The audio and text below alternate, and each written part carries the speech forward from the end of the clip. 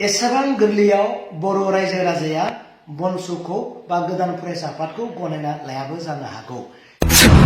एकटनि दफाफोरखौ फेलार खालामनो थाखायसो बिथांमोना होबथानो थाखायसो जुदि बे आफादखौ दादोंब्ला रायजोनिफ्राय अननाय आरो आशीर्बाद मोननाय नङा।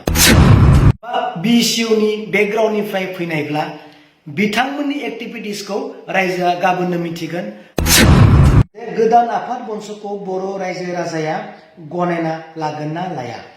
आंनि फिननाया बेबायदि जागोन जे नट इजि। एसेबां गोरलैयाव बर' रायजो राजाया बनसुखौ बा गोदान फरायसा आफादखौ गनायना लायाबो जानो हागौ।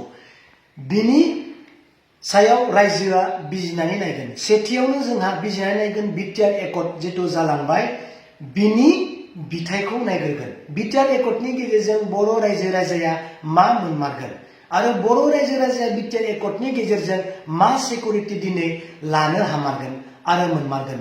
इयुन जोलैनि थाखाय बिटिआर एकटनि गेजेरजों मा जों फाउन्डेसन खालामनो हागोन बेखौ रायजोआ बिजिरग्रोगोन।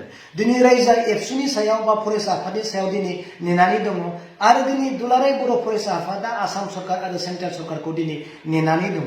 जुदि बिटिआर एकटनि गेजेरजों बर' रायजो राजानि साननाय आरो मिजिंआ जुदि फेलार जादोंब्ला बै समाव रायजो राजाया बिनि बिकल्प सानगोन आरो दुलाराय बर' फरायसा आफादाबो साननो गोनां बायद' जागोन। जुदि फेलार जायोब्ला रायजोआ एनि संगठनानो फैया मानो एनि आफादानो फैया मानो बदलिनि थाखाय जुदि नांनो फैमारदोंब्ला रायजोआ अट'मेटिकेलि वेलकाम खालामगोन। बै समाव जुदि एनडिएफबि हाथे लाना फैदोंमोन एक्सेप्ट खालामदों, बिएलटि हाथे लाना फैदोंमोन एक्सेप्ट खालामदों, जयेन्ट एक्सन कमिटिफ्रा फैदों एक्सेप्ट खालामदों। बेबायदिनो फैबाय थानाय समाव रायजोआ गोबां साननाय हनायजोंसो आगान सुरगोन आरो बै समाव जेखि जाया पार्टियानो फैया मानो आफादानो फैया मानो रायजोआ बेखौ बिजिरनानै नायगोन। नैथि सोंनाया बेनोमोन जे बिटिआर एकटखौ चेलेन्ज खालामनानै गोदान फरायसा आफादखौ दानाया बेसेबां गनायजाथाव बिनि फिनखौ नागिरदों।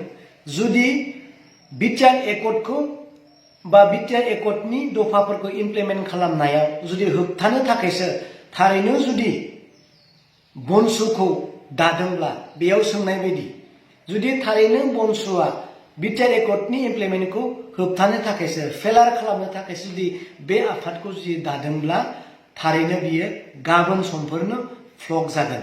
बेनो आंनि एन्सार। बिथांमोना जुदि थारैनो बड'लेण्डनि थाखाय साननानै जुदि ओंखारबोदोंब्ला बिथांमोननि साननाय आरो एक्टिभिटिस मिशन आरो भिजनखौ रायजोआ साननानै नायगोन, बिजिरनानै नायगोन। जुदि बिटिआर एकटनि दफाफोरखौ फेलार खालामनो थाखायसो बिथांमोना होबथानो थाखायसो जुदि बे आफादखौ दादोंब्ला रायजोनिफ्राय अननाय आरो आशीर्बाद मोननाय नङा। थामथि सोंनाया बेनो जे थारैनो गोदान फरायसा आफादा बिपिएफ बा BCU राजखान्थि हान्जामार नामा? दिनै आङो बेखौनो बेबायदि एन्सार होनो नाजागोन। दिनै गोदानै जोनोम मोननाय बनसुआ जुदि बिपिएफनि बेकग्राउन्डनिफ्राय फैनायब्ला बा BCUनि बेकग्राउन्डनिफ्राय फैनायब्ला बिथांमोननि एक्टिभिटिसखौ रायजोआ गाबोननो मिथिगोन आरो बिथांमोना बदलनि थाखाय नांनो होननानै ओंखारबोनायाव जुदि गाबोन समफोरनो बिथांमोना जुदि राजनितिक बा पलिटिकेल बा राजखान्थि सरकार सालायनाय बिथांमोननि उन जुदि बेरायफ्लायोबा बिथांमोनखौ जुदि उन सङोब्ला बिथांमोननि उन आगानसो जुदि थाबायफ्लायोबा बिथांमोना रायजोनिफ्राय जेबो हेफाजाब मोननाय नङा आरो बिथांमोना राजखान्थि हिसाबै जुदि ओंखारबोनो नागिरदोंब्ला माब्लाबाबो जाफुंनाय नङा।